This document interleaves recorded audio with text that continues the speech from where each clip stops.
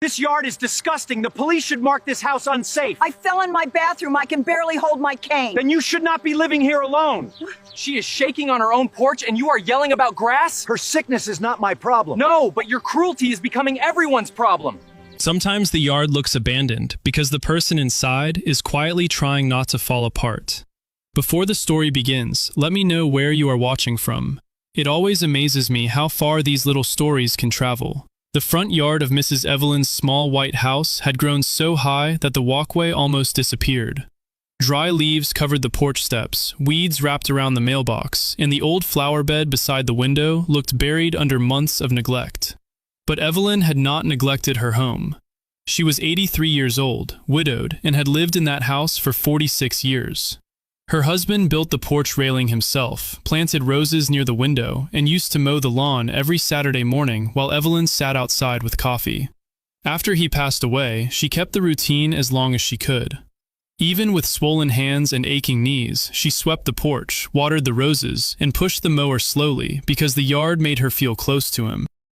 Then one night, Evelyn slipped in the bathroom and hurt her hip. The doctor told her to rest, use her cane, and stop doing heavy work. She wanted to hire someone, but her medicine, physical therapy rides, and hospital bills took the little money she had saved. So the grass grew. Across the street, Mr. Carter watched it happen and grew angrier every week. He shouted that her yard made the street look poor. He left notes on her door. Finally, he called the police and reported the house as unsafe. When the officer arrived, Evelyn was standing on the porch, gripping her cane with both hands, trying not to cry while Carter yelled from the sidewalk.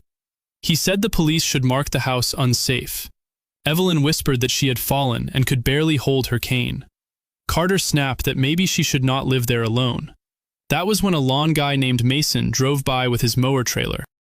He saw the old woman shaking, the angry neighbor pointing at her yard, and the police officer standing beside the walkway. Mason stopped, stepped out, and asked what was happening. Carter told him to keep driving. Mason ignored him. He looked at Evelyn and asked if she wanted the path cleared. She said she could not pay. Mason said he had not asked for money. Carter laughed and said one free mow would not fix her problems. Mason looked at him and said her sickness was not his problem, but his cruelty was becoming everyone's problem. Then Mason unloaded his mower, trimmer, rake, blower, and trash bags. He started with the walkway so Evelyn could reach her mailbox without falling. The grass was thick, but every pass of the mower brought the path back into view. Then he cleared the porch steps, trimmed around the mailbox, and cut back the bushes blocking the front window. As sunlight finally